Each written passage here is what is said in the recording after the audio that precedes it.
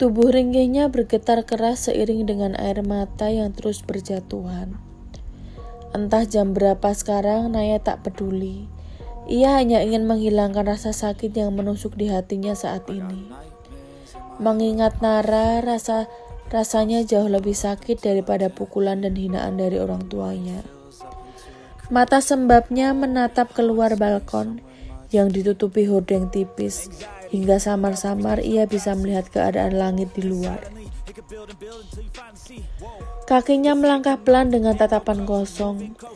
Ia membuka pintu balkon dan seketika angin dingin terhembus kencang, menerbangkan rambut panjangnya yang terurai. Matanya terpejam dengan desisan pelan. Ditatapnya balkon kamar yang kini ia pijak. Matanya seolah melihat kembali kejadian tragis itu. Bayang-bayang Nara yang berlarian di sana terlihat sangat jelas. Nar, sakit, suaranya parau hingga ia tak mampu menahan tubuhnya lalu terjatuh bersimpuh di lantai. Gadis itu kembali menangis saat otaknya terus menarik memori kelam yang menyakitkan.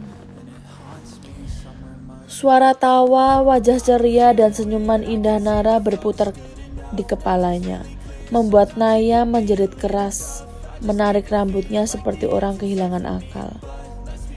Air matanya tak lagi berjatuhan, tapi rasa sakit itu masih ada, bahkan berkali-kali lipat, karena tempat Nara jatuh adalah balkon kamarnya sendiri. Suara seperti pintu dibuka membuatnya menoleh ke sisi kanannya.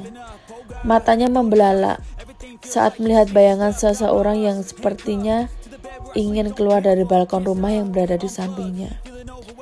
Buru-buru ia memaksakan kakinya yang lemas untuk masuk ke dalam rumah, lalu menutup pintunya keras.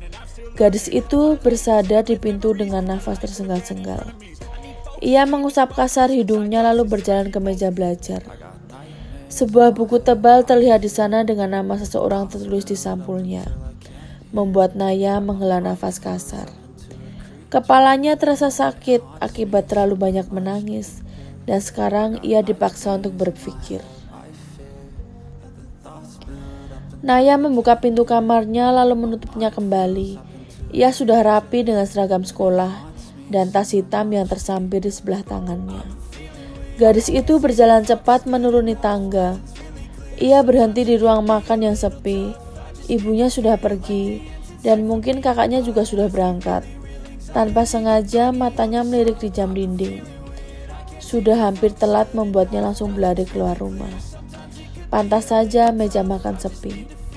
Kakinya terus berlari tak memperdulikan tatapan orang atau rambutnya yang kini sudah tak beraturan.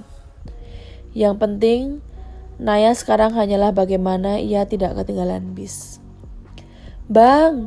jeritnya pada kenek bis yang baru saja ingin menutup pintu. "Cepetan!" bentak pria itu saat Naya sudah semakin dekat. Gadis itu langsung masuk. Ia tersenyum canggung menghadapi tatapan tajam penumpang lain. Seperti biasa, seolah kursi belakang paling pojok sudah ia sewa hingga membuat tempat itu selalu kosong. Naya mengeluh sakit mengusap kakinya yang terasa perih.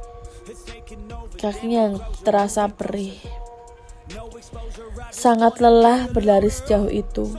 Nafasnya memburu dengan dada yang berdenyut nyeri. Naya menarik nafas lalu dihembuskan perlahan. Ia melakukan itu selama beberapa saat hingga tubuhnya terasa tenang.